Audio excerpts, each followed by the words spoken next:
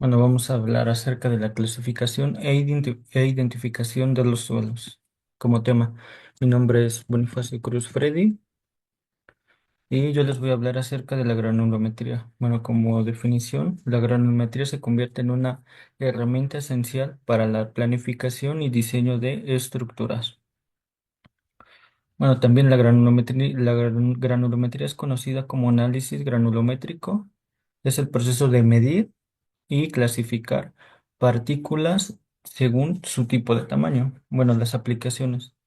Se aplican en diversos campos, pero nos vamos a enfocar más en el campo de la ingeniería civil, que es para los suelos y agregados. También se aplica en la geología, que es el estudio de las rocas sedimentarias, y en la agricultura.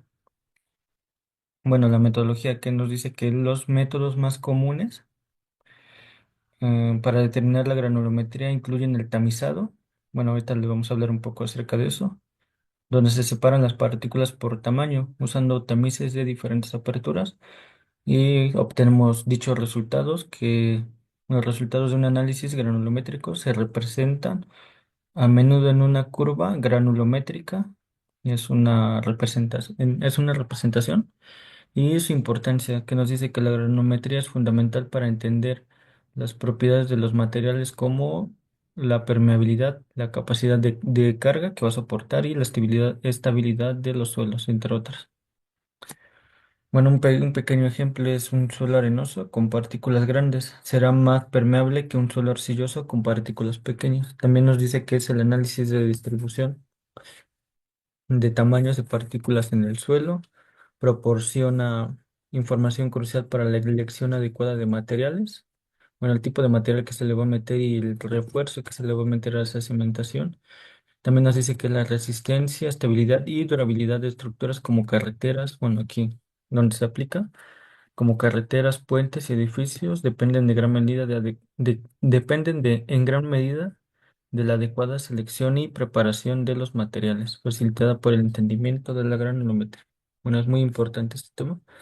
Y como método de análisis, el análisis granulométrico es un proceso que requiere métodos específicos para abordar la diversidad de materiales y tamaño de partículas presentes en diversas sustancias granulares.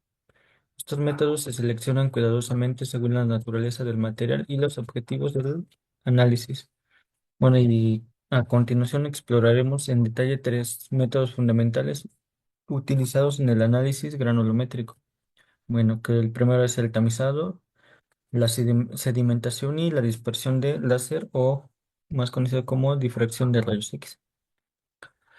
Bueno, el tamizado. Aquí vemos, para empezar, aquí vemos los tamices que son como tipo baldes que tienen una malla, y a través que tú colocas tu suelo o tu tipo de tierra, esta tierra que va a ser, como, bueno, un pequeño ejemplo es cuando en la construcción, cuando trabajamos, cuando nos mandan a hornear arena, ¿qué es lo que pasa? Echamos una palada y la vamos moviendo y las partículas más pequeñas o la arena más fina que se conoce es la que vamos a ocupar, y la piedra un poco más grande o de gran tamaño que no pasa la malla es la que se desecha y no se ocupa. Bueno, así es el pequeño ejemplo del tamizado. Este método proporciona una visión valiosa de la distribución de tamaños de partículas en materiales granulares y ha encontrado aplicación en una variedad de industrias, desde la construcción hasta la agricultura. Bueno, el tamizado se basa en el principio de pasar una muestra en el primer bowl, en la primera bandeja de material a través de una serie de tamices con aberturas de tamaño graduado. Bueno, aquí va a cambiar el tipo de malla. Estos tamices que pueden ser malla metálica o de otro material. Retienen partículas de un tamaño específico, permitiendo que las partículas más finas que pasen a través de aberturas más finas. El material retenido en cada tamiz se pesa y se expresa como porcentaje del peso total de la muestra.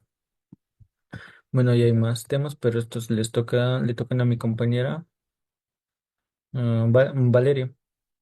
Y esto sería todo de mi parte. Gracias.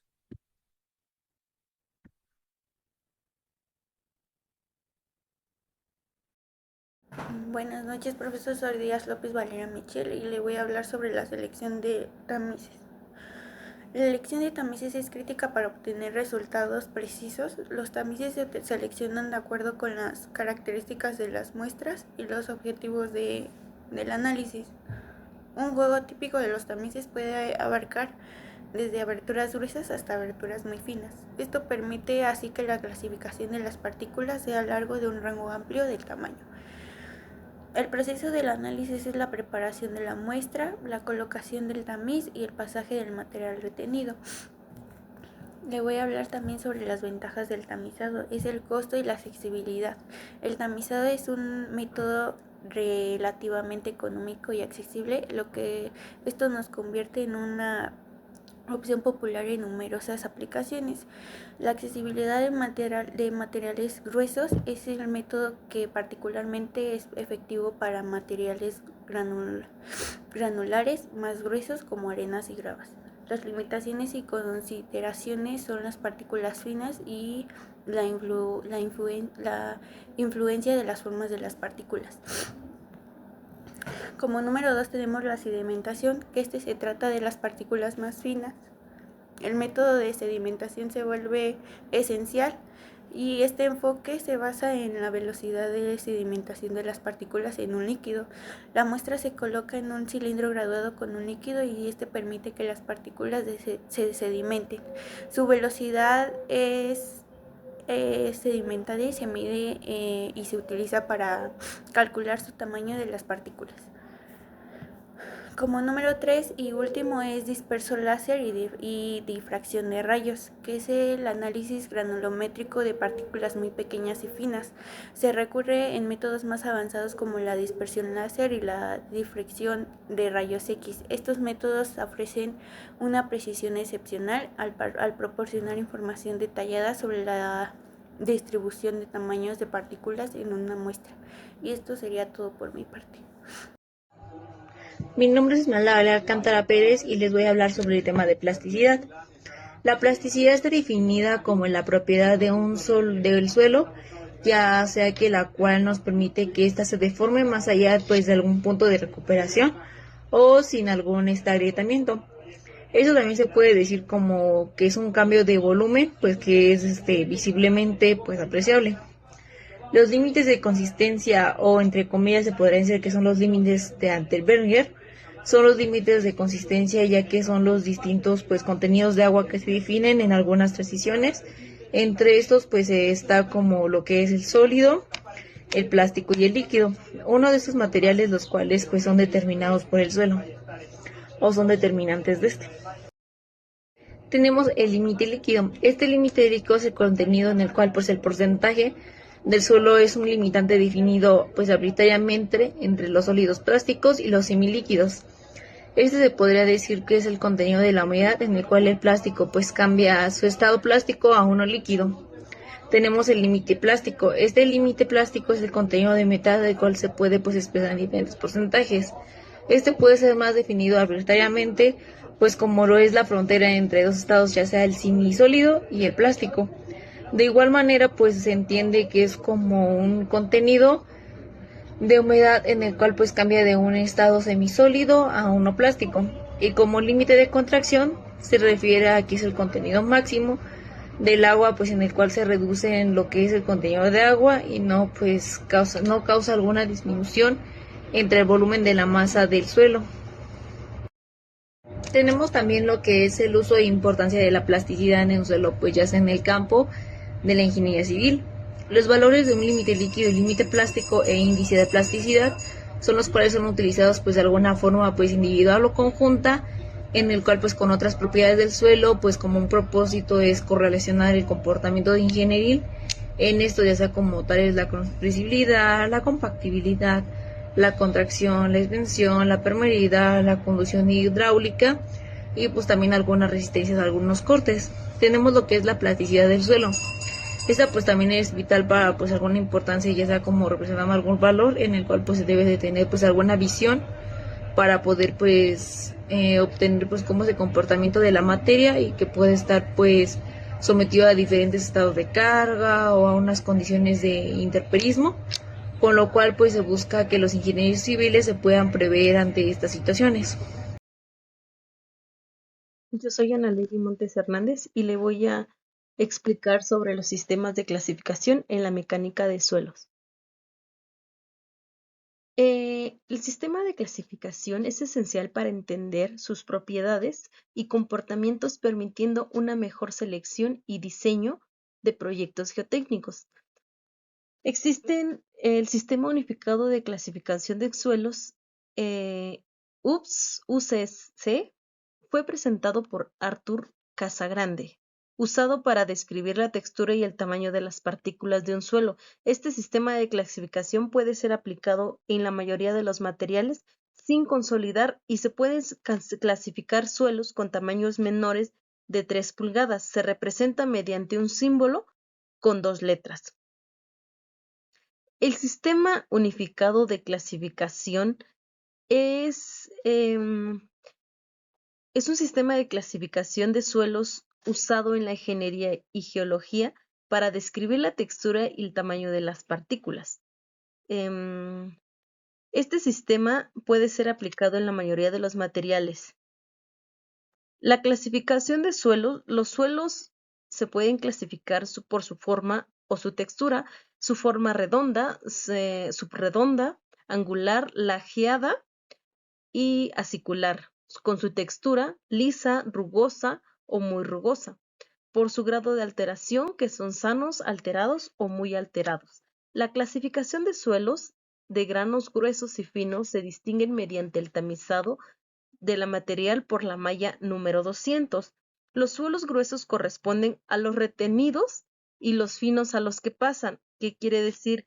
Que se considera suelos gruesos si el más de 50% de las partículas son retenidas en el mismo tamiz, que son la malla número 200, y el fino si pasa a partir de la malla 200 el 50% de sus partículas. Los símbolos utilizados en la clasificación son la G, que es grava, S, arena, M, limo, C, arcilla. La W son bien graduados, P, mal graduado, H, alta plasticidad, L, baja plasticidad o orgánico. Mi nombre es Rodríguez Castillo Nadia Tailí. Yo les voy a hablar sobre los suelos gruesos. Estos suelos van a ser divididos entre grava y arena. Estos suelos tienen partículas grandes, como bien lo mencioné, como la grava y la arena. Estos van a tener una alta permeabilidad, ya que el agua va a drenar fácilmente sobre estos suelos. Van a tener una poca cohesión con las partículas, que estas no se van a adherir bien entre sí, así como van a tener una poca plasticidad de estos suelos, ya que estos no van a ser moldeables fácilmente. Estos suelos se van a separar sobre el tamiz en la malla número 4. Si más del 50% va a ser retenida en el tamiz número 4 y lo que permanece va a ser el grupo de arena, de lo contrario. Los suelos finos son partículas pequeñas, así como los limos y las arcillas. Estas van a tener una baja permeabilidad, ya que estos van a retener agua y se van a saturar fácilmente. También van a tener una alta cohesión, en cada partícula se va a adherir una por una, y van a tener una alta plasticidad, que va a ser moldeada fácilmente cuando esto sea húmedo. Bueno, estos vamos a tener suelos finos divididos de grupos llamados limos inorgánicos, arcillas inorgánicas, limos y arcillas inorgánicas. Bueno, los suelos finos, cada uno de estos suelos va a subdividir una vez según su límite líquido. Se va a dividir en dos grupos: la frontera, que es LI, que es el 50%, que es el límite líquido del suelo, y si es menor del 50, se va a añadir el símbolo general de la letra L, y si es mayor de 50, se añade a la letra H.